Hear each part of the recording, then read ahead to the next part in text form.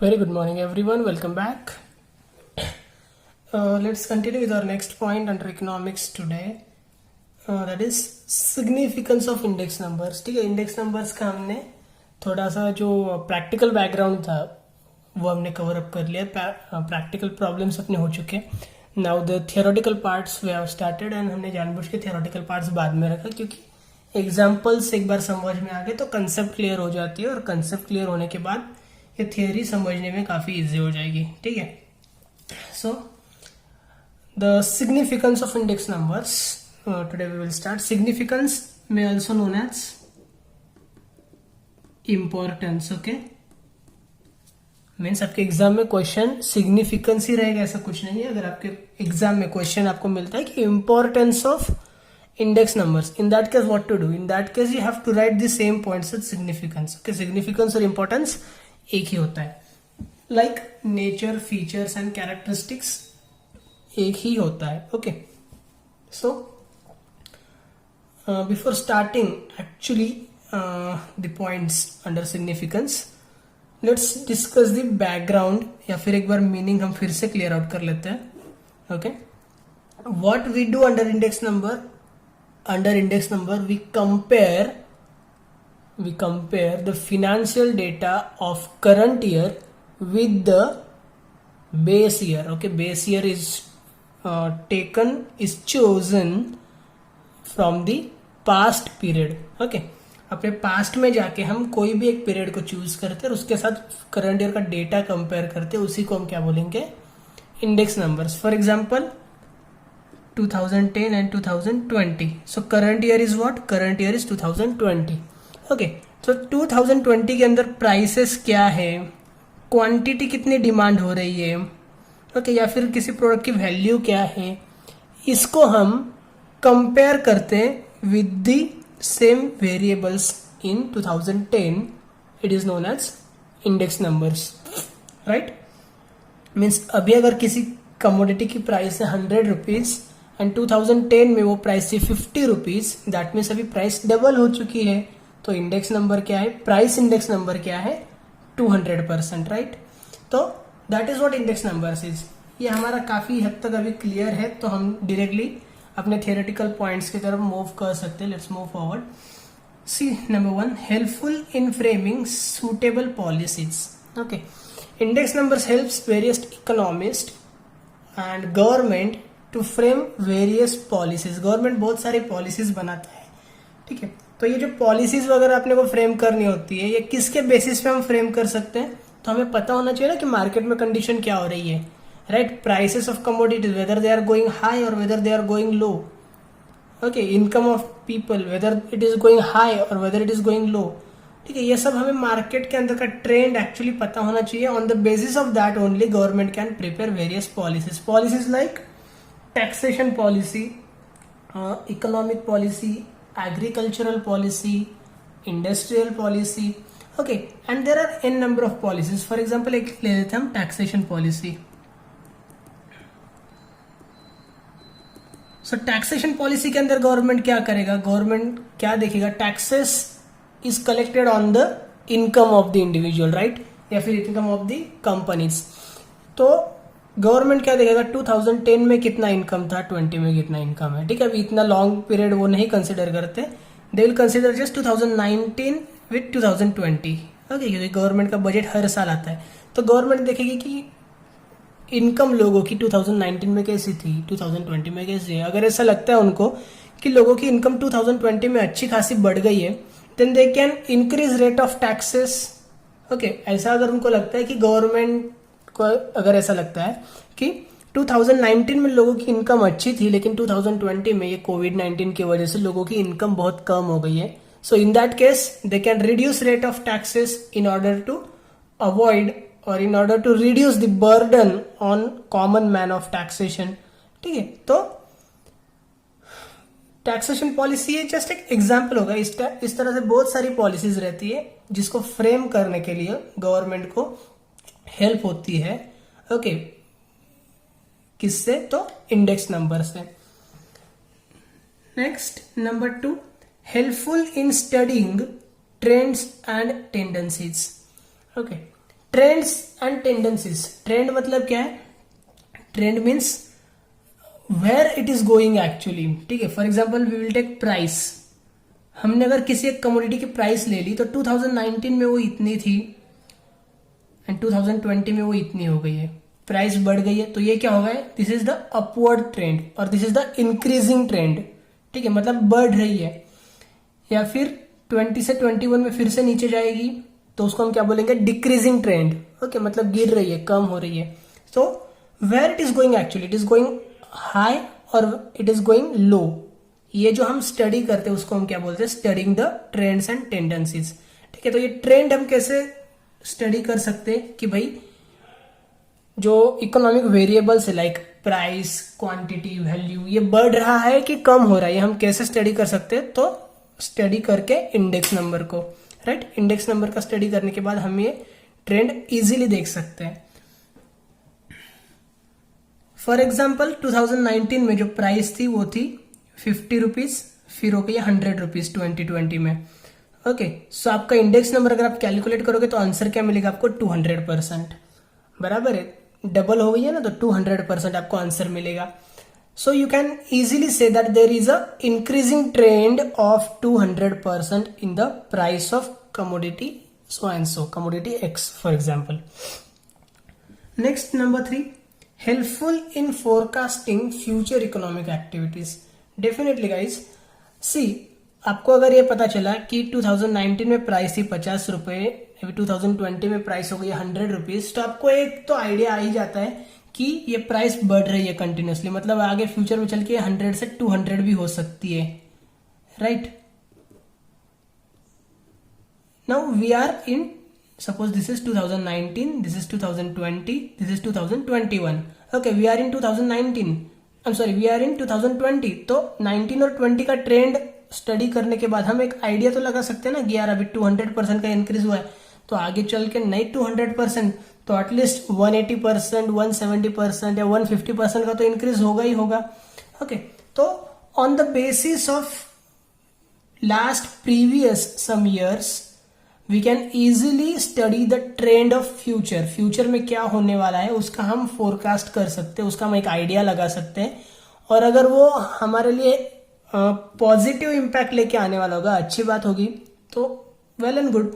But अगर कुछ negative होने वाला होगा तो हम उसके लिए कुछ ना कुछ आइडियाज निकाल के रख सकते हैं, कुछ उस पर हम रेमेडीज सोच सकते हैं, हम उस पर कुछ सॉल्यूशंस निकाल सकते हैं, okay. For example India exports various fruits from India, ठीक है, हम अपने यहाँ से बहुत सारे A1 क्वालिटी के फ्रूट्स जो होते हैं वो बाहर एक्सपोर्ट करते हैं, ठीक है। तो हमने स्टडी किया for example from 2015 to 2020 continuously जो एक्सपोर्ट है ना वो बढ़ रहा है, ठीक है, कंटिन्यूसली एक्सपोर्ट अपना क्या हो रहा है? इंक्रीज हो रहा है, ओके। अगर हम ग्राफ बनाए तो एक्सपोर्ट अपना जो है डायरेक्टली इतना इंक्रीज हो रहा है, फॉर एग्जाम्पल बोल रहा हूं मैं, ठीक है, इतना हाई लेवल से इंक्रीज हो रहा है। तो हम जब यहां पे पहुंचेंगे तो हम देख सकते हैं कि एक्सपोर्ट अगर इतना स्पीडीली इंक्रीज हो रहा है तो आगे भी इंक्रीज ही होगा, राइट। अपना एक्सपोर्ट क्यों इंक्रीज हो रहा है? क्योंकि अपना जो फ्रूट्स है अपने यहाँ पे इंडिया में प्रोड्यूस होने वाला वो बाहर के लोगों को पसंद आ रहा है, तो एक्सपोर्ट डेफिनेटली इंक्रीज होगा। तो होने दो इंक्रीज ना, क्या नुकसान है इसमें अपने को? अपना we are getting high income from the exports, so let it be. But अगर हम देखें कि ये जो एक्सपोर्ट है वो इस पॉइंट से अचानक से कम होने लगा है, ठीक है, काफी rapidly it is going downward, okay. So अगर ये 5 साल के अंदर इतना होता है या 2 साल के अंदर इतना रैपिडली नीचे जा रहा है, तो हम क्या कर सकते हैं? We can find out the solution. First of all we can find out the reasons why it is going down. क्या अपनी क्वालिटी में कोई चेंज हो गया है, या फिर वहां के कस्टमर्स को कुछ अलग ही पसंद आने लगा है अभी, okay, whatever it may be, we can find out the reasons and we can find out the solutions, okay. That means what? We can forecast future economic activities, ठीक है, हम उसका एक अंदाजा लगा सकते हैं। Next number 4 is helpful in measurement of inflation. Inflation का मतलब क्या होता है? Inflation, okay, inflation means increase in the prices of commodities, ठीक है। कमोडिटीज की जो प्राइसेस बढ़ जाती है ना मार्केट के अंदर, उसको हम बोलते हैं इन्फ्लेशन, महंगाई, ठीक है। सिंपल हिंदी में बोलना होगा तो महंगाई, इन्फ्लेशन मीन्स व्हाट, महंगाई, ओके। या फिर increase in prices of commodities you may call it, okay. और increase in cost of living, आपके टेक्स्ट बुक के अंदर जो सेंटेंस उन्होंने यूज किया, कॉस्ट ऑफ लिविंग, ठीक है। कॉस्ट मतलब खर्चा, लिविंग मतलब लिव, टू लिव, जीना, ठीक है। जीने के लिए जो खर्चा करना पड़ता है वो to survive, right. So nothing else. Inflation को आप सिंपल लैंग्वेज में अगर बोलना होगा तो क्यों जबरदस्ती डिफिकल्टी में घुसे, सिंपल लैंग्वेज में अगर इन्फ्लेशन को डिफाइन करना होगा तो हम क्या कह सकते हैं, inflation means increase in the prices of commodities, ठीक है। तो how we can calculate exact inflation और how we can measure exact inflation, by price index number, बराबर है। Suppose price of apple last year था 100 रुपीज, अभी है वो 150, ओके। 100 से 150, सो यू कैन सी प्राइस अपनी ऊपर चली गई है। हम ये कैसे कैलकुलेट करेंगे, 150 upon 100 into 100 is equal to 150%, okay. कैसे आया ये, जस्ट टेक फॉर्मूला, ठीक है। फॉर्मूला लेंगे तो जरा जल्दी समझ में आएगा। Price index number means P01 is equal to P1 P0 into 100। P1 मतलब current price, it is 150, P0 is 100 previous price into 100, अपना फॉर्मूला ये, okay. So 100 cancel, 150% is the answer, right. So we can measure actual inflation, ठीक है। अगर ये index number की concept अपने को सपोज पता नहीं है, ठीक है, या फिर कैसे कैलकुलेट करते ये पता नहीं, तो हम क्या कहेंगे, यार पिछले साल तो सस्ता मिल रहा था, अभी महंगा मिल रहा है, मीन्स कुछ तो भी इन्फ्लेशन हो रहा है। कुछ तो भी मीन्स व्हाट, कितना, how much, okay. That how much we can calculate, exact percentage we can calculate with the study of index numbers, right? And last, number 5 is useful to present financial data in real term, okay। जो financial data भी अपना जो होता है वो हम उसको really how exactly कितना परसेंटेज में हो रहा है, okay, उसको हम वो present कर सकते हैं, right? Its explanation is somewhat different, okay, let me tell you that. Rise in money supply over a period of time leads to inflation in an economy, ठीक है। प्राइसेस अगर कमोडिटीज की बढ़ने लगेगी, मनी सप्लाई बढ़ने लगेगा, जिसकी वजह से क्या होगा, इन्फ्लेशन आपका बढ़ जाएगा। Inflation has its effects on various economic variables such as total production, national income, price level, wage level etcetera, okay. Inflation बढ़ जाएगा मीन्स क्या होगा, कमोडिटीज की प्राइसेस बढ़ जाएंगी, प्राइसेस बढ़ेंगी तो डिमांड में कोई चेंजेस आएगा, डिमांड में चेंजेस आएगा तो अकॉर्डिंगली प्रोडक्शन में भी चेंजेस आ जाएगा, राइट। मार्केट के अंदर इन्फ्लेशन बढ़ेगा तो अपने जो लेबर्स है वो भी है क्या बोलेंगे, हमें पगार बढ़ा के दो, तो वेजेस में चेंजेस आएगा, okay. Means there will be some changes in each and every field under economy. Economy के अंदर जितने भी कुछ वेरिएबल्स है सभी में कोई ना कोई चेंजेस आने वाला है इन्फ्लेशन की वजह से। And in that case what government में डू, गवर्नमेंट पहले तो कैलकुलेट करेगी इन्फ्लेशन कितना है एक्चुअली, ठीक है। एंड ये इन्फ्लेशन का इफेक्ट नहीं दिखना चाहिए, उसके लिए डिफ्लेशन पॉलिसी जो है वो जनरली यूज होती है, या फिर उसको हम बोलेंगे डिफ्लेटिंग, ओके। डिफ्लेट करना मतलब क्या, इन्फ्लेशन का उल्टा होता है डिफ्लेट, ओके। तो ये जो इकोनॉमिक वेरिएबल्स है लाइक प्रोडक्शन हो गया, इनकम हो गया, वेजेस हो गया, उसकी जो इंपॉर्टेंस है मार्केट के अंदर उसको कम कर देना डायरेक्टली। उसकी इंपॉर्टेंस मार्केट के अंदर कम हो जाएगी तो क्या होगा, उस पे जो इन्फ्लेशन का इफेक्ट हो रहा है उसका कोई वैल्यू ही नहीं रहेगी, उसकी कोई वैल्यू ही नहीं रहेगी, तो क्या होगा, जो फिनेंशियल डेटा हमारा प्रेजेंट होगा वो एक्चुअल प्रेजेंट होगा, रियल टर्म्स के अंदर प्रेजेंट होगा, okay। So it helps to present financial data in real terms also।